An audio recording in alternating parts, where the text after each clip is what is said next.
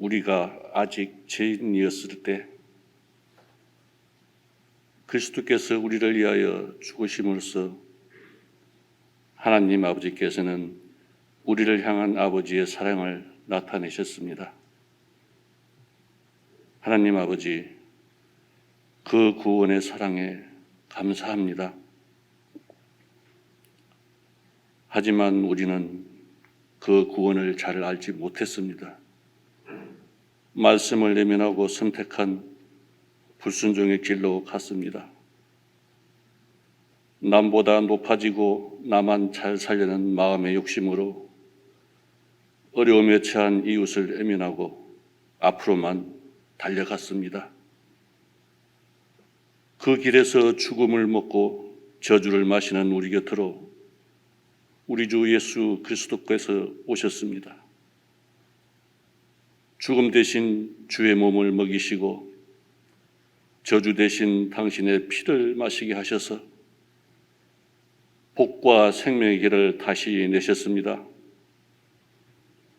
제자들도 이해하지 못한 길로, 제자들마저 외면한 길로 외로이 우직하게 걸어가셔서 하늘과 이어진 길을 내셨습니다. 이제 우리는 말씀 앞에 서 있습니다. 이제 순종할 수 있습니다. 예수 그리스도의 십자가가 새 길을, 예수 그리스도의 부활이 길가에 있던 우리를 길 위로 세우셨기에 성령님에 이끌려서 말씀을 따라 걸어갑니다. 순종의 길로, 사랑의 길로, 하나님 나라의 길로 나아갑니다. 사랑의 하나님, 주님의 교회인 장유은 남산교회를 이 길로 인도하여 주시옵기를 간절히 소망합니다. 이 공동체를 통하여 아버지 하나님께서 계획하셨던 그 나라를 이루어 가시기를 소망합니다. 우리의 영혼이 아버지께서 주신 그 구원의 길로 나아가게 하옵소서. 우리가 십자가를 대할 때에 그 일이 고마워 내 얼굴 감히 못 들고 눈물 흘립니다. 늘 울어도 눈물로서 못 갚을 줄 알아 몸밖에 드릴 것 없어 이 몸을 바칩니다. 아버지 하나님, 우리를 받아 주시옵소서. 십자가의 보혈로 우리를 구원하시고 지금 이곳에서 아버지 나라를 살아갈 수 있도록 은혜 주신 예수 그리스도의 이름으로 기도드립니다. 아멘.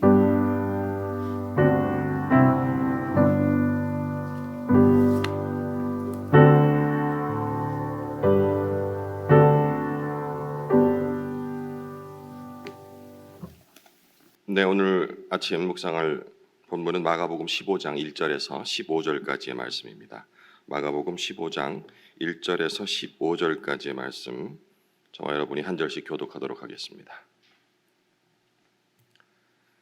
마가복음 15장 1절에서 15절까지 말씀입니다. 제가 먼저 읽겠습니다. 새벽에 대제사장들이 즉시 장로들과 서기관들 곧 온 공회와 더불어 의논하고 예수를 결박하여 끌고 가서 빌라도에게 넘겨주니 빌라도가 묻되 네가 유대인의 왕이냐? 예수께서 대답하여 이르시되 네 말이 옳도다 하시매 대제사장들이 여러 가지로 고발하는지라. 빌라도가 또 물어 이르되 아무 대답도 없느냐? 그들이 얼마나 많은 것으로 너를 고발하는가 보라 하되 예수께서 다시 아무 말씀으로도 대답하지 아니하시니 빌라도가 놀랍게 여기더라. 명절이 되면 백성들이 요구하는 대로 죄수 한 사람을 놓아주는 전례가 있더니 밀란을 꾸미고 그 밀란 중에 살인하고 체포된 자 중에 바라바라 하는 자가 있는지라. 우리가 나아가서 전례대로 하여 주기를 요구한대 빌라도가 대답하여 이르되 너희는 내가 유대인의 왕을 너희에게 놓아주기를 원하느냐 하니 이는 그가 대제사장들이 시기로 예수를 넘겨준 줄 알미러라. 그러나 대제사장들이 무리를 충동하여 도리어 바라바를 놓아달라 하게 하니 빌라도가 또 대답하여 이르되 그러면 너희가 유대인의 왕이라 하는 이를 내가 어떻게 하랴? 그들이 다시 소리 지르되 그를 십자가에 못 박게 하소서. 빌라도가 이르되 어찌 미냐?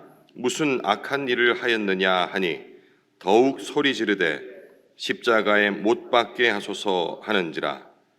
빌라도가 무리에게 만족을 주고자 하여 함께 읽겠습니다. 바라바는 놓아주고 예수는 채찍질하고 십자가에 못 박히게 넘겨주니라. 이른 아침에 종교 지도자들에 의해서 빌라도에게 넘겨진 주님은 유대인의 왕이냐는 빌라도의 질문에 그렇다고 대답하신 후에 다른 질문에는 더 이상 답변을 하지 않으십니다. 빌라도가 죄수 한 명을 놓아주는 명절 전례에 따라서 예수를 놓아주려고 하지만 대제사장들에게 충동받은 무리가 살인자 바라바를 놓아주고 예수를 십자가에 못 박으라고 소리를 치고 있습니다. 이에 빌라도가 그 무리들을 만족시키려고 그 요구대로 하는 데까지가 오늘 본문 내용이 되겠습니다. 1절에 보면은 예수께서 잡히신 후에 이 새벽이라는 단어로 시작합니다. 새벽에 종교 지도자들이 급히 공회를 소집해서 의논하고 곧바로 빌라도에게 넘겨줬다라는 문장으로 1절이 시작되고 있죠. 바로 어제 본문 마지막 절 베드로가 닭이 두 번 울 때 자신의 처지를 깨닫고 울었다라는 그 내용으로 봤을 적에 바로 이 새벽이라는 것은 그 다음이 되겠죠. 그 다음이라는 것은 뭐 한 새벽 동트기 전 무렵 정도 되는 것 같습니다. 과연 이렇게 일찍 이들은 공회를 열어서 뭔가 처리를 하는 풍습이었나 보았을 적에 그렇지는 않은 것 같습니다. 뭔가 급해서 빨리 처리하고자 우리도 뭐 급한 일이 있어서 동사무소, 지금은 주민자치센터라고 하나요? 거기에 뭔가 가려고 그러면은 9시부터 문을 여니까 8시 반부터 가서 기다리다가 뭐 이렇게 급하게 일을 처리하는 경우와 비슷한 생각이 듭니다. 왜 급하게 했을까라는 부분이 바로 14장 2절 어제 본문이었죠. 밀란이 일어날까 두려워하여서, 그러니까 그 일이 일어나기 전에 빨리 처리하고자 하는 그런 목적이 있었습니다. 예로부터 똑똑한 사람이 좀 덜 똑똑한 사람들을 항상 부려먹습니다. 그 위에 군림하고서 일종의 갑질을 하게 되죠. 하지만 덜 똑똑한 사람들은 자기들이 당하는 것을 알고 혹은 모르고 그들에게 순종하게 되죠. 하지만 이게 영원하지가 않습니다. 덜 똑똑한 사람들도요, 좀 더 똑똑한 사람들이 계속해서 횡포를 부리거나 자신을 억압하게 될 적에는 결국엔 뭉치게 되어 있습니다. 그 뭉친 힘이 얼마나 강한 것을 알기에 똑똑한 사람들은 그렇게 뭉치지 못하게 제도적으로 혹은 시기적으로 그들을 통제하려고 하는 거죠. 지금 여기는 아마 시기적으로 통제를 하려고 했던 것 같습니다. 그런 밀란들이 일어나기 전에 빨리 처리하고자 이렇게 이른 새벽에 급히 말도 안 되는 재판을 진행하고 있는 것이죠. 누구에게 넘겨줬나 했을 때 빌라도라는 사람, 우리는 거의 매주 사도신경을 통해서 이 사람의 이름을 계속해서 얘기를 하고 있기 때문에 잊을 수가 없는 이름입니다. 빌라도라는 이름 들으면 한국인들이 왠지 일본과 무슨 축구 경기라든지 이런 것 일어날 적에 느끼는 왠지 모를 깊은 곳에서 올라오는 분노들을 갖게 됩니다. 역시 빌라도도 마찬가지죠. 우리의 예수 그리스도를 십자가에 못 박게 허락한 그런 장본인으로 기억하기 때문에 빌라도라는 이름이 그렇게 우리에게는 좋은 이미지로 다가오질 않습니다. 또 그도 그럴 것이, 이 빌라도는 당시의 로마 황제 티베리우스라는 황제였습니다. 저는 로마 역사를 잘 알지는 못합니다만은 그 데나리온 있지 않습니까? 그 데나리온이라는 것이 로마의 그 화폐, 은전이 되겠습니다. 거기에 새겨진 얼굴 인물이 바로 티베리우스라는 인물인데, 이 티베리우스가 어떤 사람이냐니까, 황제들 하면, 로마 황제들 하면은 우리 기독교인 입장에서는 좋은 감정이 아니지만 그 중에서도 제일 악랄한 왕이었다고 합니다. 그 배경이, 이 황제는 어려서부터 그렇게 대인 관계가 좋지를 못했고요, 정치도 잘 하지 못했기 때문에 로마의 가장 큰 정치 집단은 아시다시피 그 원로회라는 것이 있습니다. 우리 교회로 친다면 장로님들이 되겠죠. 이분들과, 이 사람들과의 어떤 교류가 잘 되지 않았기 때문에 스스로 그 왕권을 강하기 위해서 공포 정치를 펼칩니다. 닥치는 대로 학살자라는 별명이 있었거든요. 왜? 그래야지 자기에게 반기를 들지 못하니까. 심지어는 원로에는 한 번도 들어가지 않고 자기 스스로 대법관 자리까지, 법까지 자기 마음대로 할 수 있는, 원로에서 하는 일들까지도 스스로 자기의 권한을 주고, 이런 통치를 하던 티베리우스가 임명한 유대인 관리로서의 자리를, 임명을 받고 온 사람이 바로 빌라도가 되겠습니다. 그러니 이 빌라도의 성품을 대충 짐작할 수 있겠죠. 자기도 살아남아야 하니까 이 황제의 눈치를 보고, 그리고 밑에 백성들의 봉기도 무서워하기 때문에 후반부에 나옵니다. 그래서 이쪽 저쪽 눈치를 다 보는 그런 처세술에 능한 지도자였다, 총독이었다라고 생각하면 되겠습니다. 이 빌라도가 이쪽으로 발령을 받고서 들어올 적에 이런이라고 하고 있습니다. 물론 이 성경 내에는 나오지는 않습니다만은, 티베리우스의 그 흉상이 그려진 깃발을 들고서 멋지게 예루살렘으로 들어오죠. 하지만 유대인들은 황제를 좋아하는 건 아닙니다. 지금 속국으로 돼가지고 을의 위치에는 있지만 그런 식으로 들어오는 건 용납이 안 됐기 때문에 그때 한번 또 군중들이, 백성들이 봉기를 합니다. 이 경험이 빌라도에게는 큰 각인으로 남았겠죠. 그래서 그 흉상이 그려진 깃발은 나중에 가이사랴 쪽으로 옮겨 놨을 정도였으니까. 왜? 자기 안위를 위해서. 이런 배경을 갖고 있는 빌라도에게 재판을 내려달라고 넘겨버린 겁니다. 왜 그들은 그대로 하지 못했을까요? 두 가지 이유가 있을 것 같습니다. 자기 손으로 대제사장들이 예수를 파괴쓰기에는 나중에 그들도 두려워했던 것이죠. 백성들이 가만히 있지 않을 수도 있다라는 것. 그러니 내 손에 피를 묻히지 않겠다라는 그런 속마음과, 그리고 사형이라든지 큰 처벌과 관련해서는 유대인 스스로 결정을 내릴 수가 없는 당시의 구조였습니다. 로마의 결정이 있어야지 되기 때문에. 그래서 빌라도에게 넘겨버렸던 것이죠. 2절에 보면 이제 빌라도가 예수를 신문하는 그런 내용이 나와 있습니다. 빌라도가 예수님께 묻죠. 네가 유대인의 왕이냐? 네가 유대인의 왕이냐? 여기는 뭐 내가 아니면 하면 당신이 유대인의 왕입니까? 이런 의미가 아니고 빈정대는 겁니다. 인정하지 않는 거죠.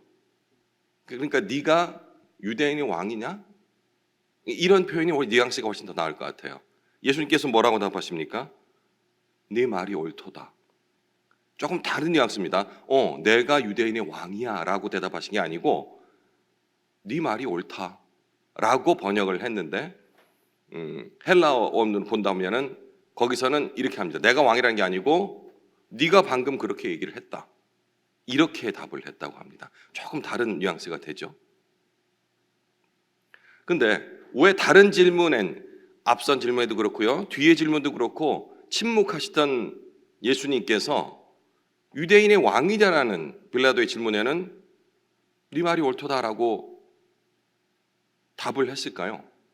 물론 빌라도가 물었던 의미와 예수님께서 대답한 그 의미는 조금 차이가 있습니다. 빌라도는 정치적 개념, 행정적 개념으로서 네가 이 유대인들의 왕이냐, 이런 의미였고, 예수님께서 말한 것은 그런 정치적 개념의 왕이란 대답이 아닌 하나님 나라의 관점에서 대답을 한 것이죠.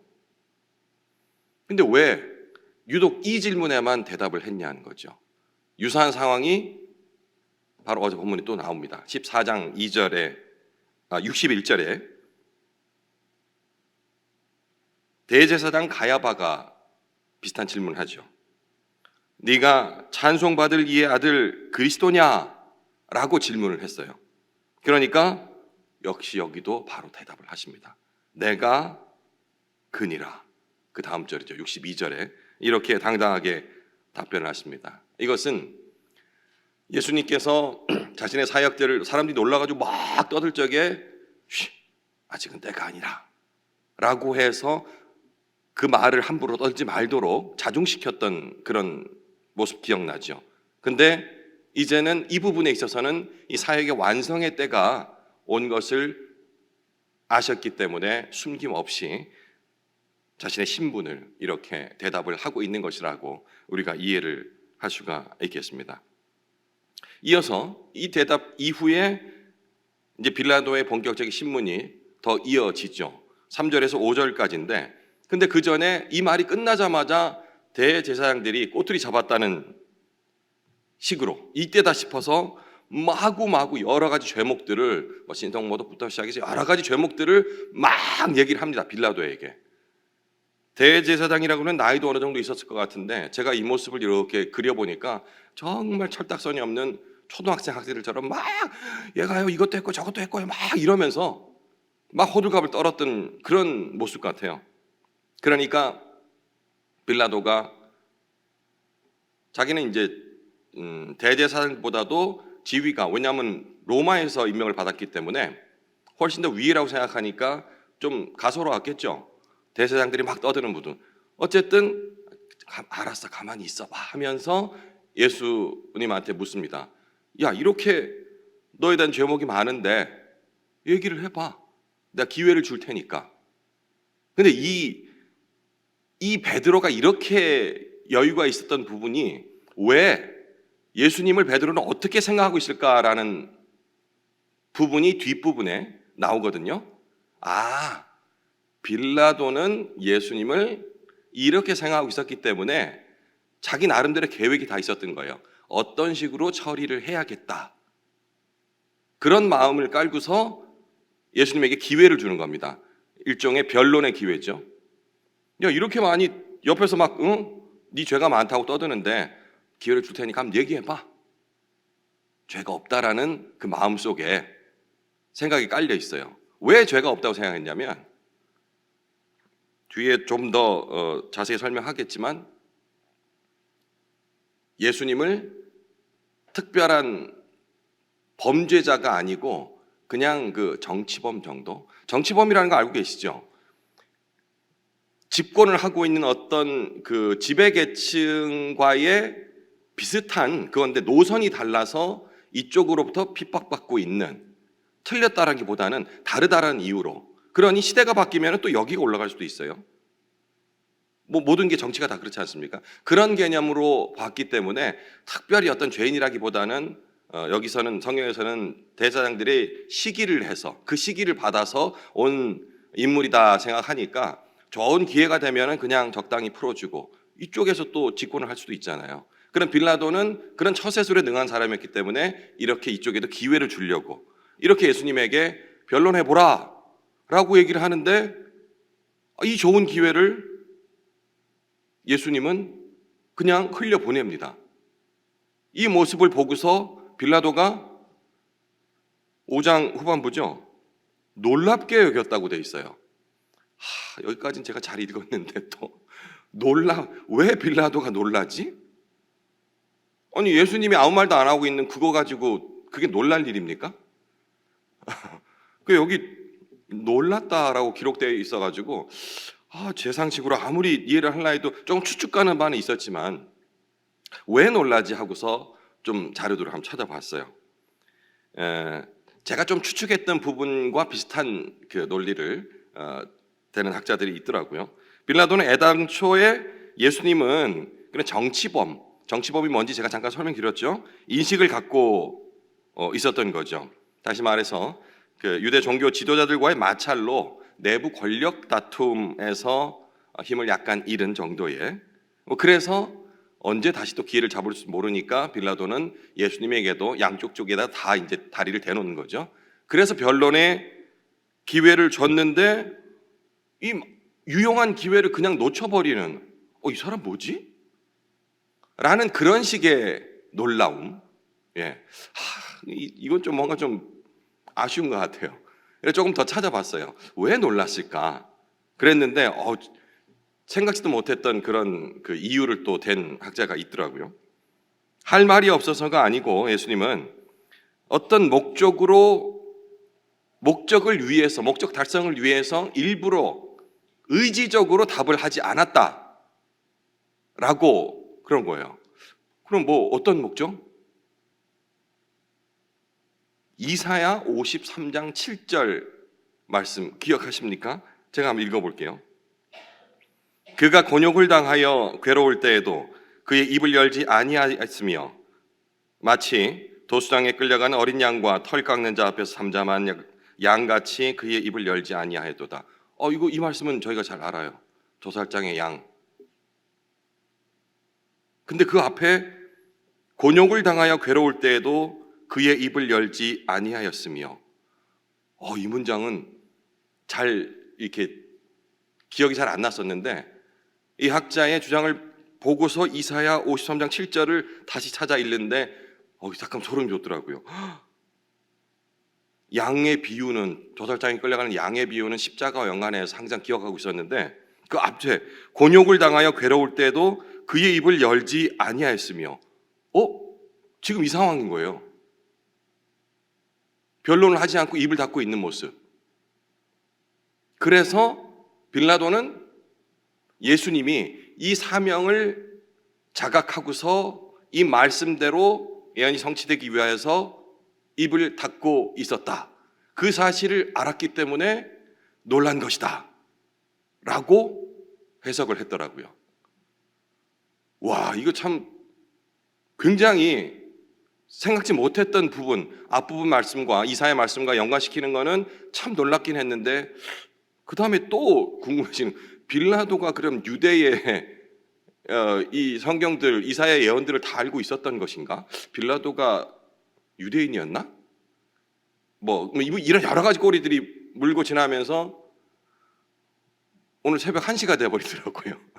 말씀을 주면 이래서는 안 되겠다 싶어서 이건 좀 더 나중에 조사를 한번 해보도록 하고, 어쨌든 빌라도가 이런 놀라움들을 가졌다라는 부분까지만 해석하고 다음으로 넘어가야겠다라고 생각을 했습니다. 어쨌든 빌라도는 이런저런 이유로 예수님을, 제가 볼 때는 사면을 해야겠다라는 마음을 스스로는 미리 품고 있었던 것 같아요. 마침 그때 6절에 이렇게 나오죠. 그 당시 거기에는 명절에 죄인 한 명을 풀어주는 관습이 있었다 했는데 새롭지는 않습니다. 우리나라도 있죠. 3.1절이나 광복절, 거기 좀 대통령 특사 이래가지고 풀려나는데 대부분이 정치범들입니다. 특히 이제 자기가 집권하기 위해서 막 올라갈 적에 반대당 잠재우기 위해서 법으로서 이렇게 해서 죄인 신분으로 했던 사람들을 나중에 또 친하게 지내야 되니까 슬그머니 이제 여론이 조금 가라앉았을 때 풀어주는 일종의 그런 풍습, 전례였던 것 같습니다. 이 전례를 들어서 무리들이 그 죄인 바라바는 여기 이렇게 되어 있습니다. 밀란을 일으키고 주동을 하고 거기다가 사람까지 죽였다. 그래서 갇혀 있는 죄인이었습니다. 근데 이 바라바를 풀어주라고 막 요구를 하죠. 이때 빌라도가 자기가 계획한 대로 흘러가고 있는 것이죠. 그러니 바라바보다 차라리 예수를 풀어주면 어떨까라고 생각을 하고 있었던 겁니다. 아까 말씀드렸던 제가 추측 가능하게 하는 부분이 10절 말씀입니다. 뒤에 나올 부분. 이는 그가 대제사장들이 시기로 예수를 넘겨준 줄 알미러라. 특별한 죄가 있었기보다는 너무 인기 끌고 들어가니까 정적을 제거하는 차원에서 이 대제사장들이 반대편 진영의 우두머리인 예수를 시기해서 이렇게 고발했다라고 생각하고 있었던 것이죠. 그렇게 물어보지만 어떻습니까? 무리들은 예수는 됐고 그냥 바라바를 풀어주라 라고서 얘기를 합니다. 이 반응에 잘 몰라서 그런 거겠지라고 생각하고 빌라도는 다시 한번 또 묻습니다. 아니, 예수를, 그러니까 딴 사람 말고 별로 죄 없어 보이는 것 같은 이 예수를 바라바 대신 좀 풀어주는 게 어떨까? 라고 물어보는데 무리들이 더 큰 소리로 적극적으로 예수를 풀어주지 말라고 하고 십자가에 못 박으라고 얘기를 해요. 그 빌라도 입장에서는 이 정도는 아닌 것 같은데, 대제사장들이 떠드는 걸 보니까 이게 시기 질투에서 나오는 그 죄목들이 이거 가지고 십자가 처형까지 하라고? 라는 생각에 다시 묻습니다. 재차. 이번에 뭐라고 묻습니까? 혹시 내가 잘 몰라서 그러는데 이 예수가 내가 모르는 뭐 특별히 악독한 일을 저질렀어? 하면서 이 무리들 군중에게 묻습니다. 만약에 이 정도 반응이면 이 대제사장들이 얘기하는 것 외에 정말로 무시무시한 죄가 있을 거라는 생각에 혹시 내가 모르는 악독한 일을 예수가 저질렀어? 라고 무리에게 묻죠. 무리가 뭐라고 대답합니까? 그럼 뭔가 사실은 그랬는데 이 사람이 어쩌고 저쩌고 뭐 나와야 되는데 됐고 그냥 무조건 십자가에 못 박으라고 막 일어납니다. 특별한 이유를 대지 않은 거죠. 근데 빌라도가 아까 어떤 사람이랬습니까? 티베리우스 황제, 그 악독하고 무자비한 그 사람 사이에서 살아남았던 그런 처세술에 강한 사람이었기 때문에 직감을 합니다. 이 무리들 얘기 안 들면 이제는 위의 눈치가 아니고 밑의 눈치를 봐야 되는 타이밍이구나라는 것을 본능적으로 느끼게 되는 거죠. 그래서 그의 처세술답게 무리의 요구대로 자기 질문에 답을 하진 못했지만 어떤 악독한 죄를 대진 못했지만 예수를 넘겨줍니다. 무리에게 굴복해서요. 마지막 15절이죠. 빌라도가 무리에게 만족을 주고자 하여 바라바는 놓아주고 예수는 채찍질하고 십자가에 못 박히게 넘겨주니라. 이 재판이 얼마나 우리가 감정 같은 걸 다 빼고 보더라도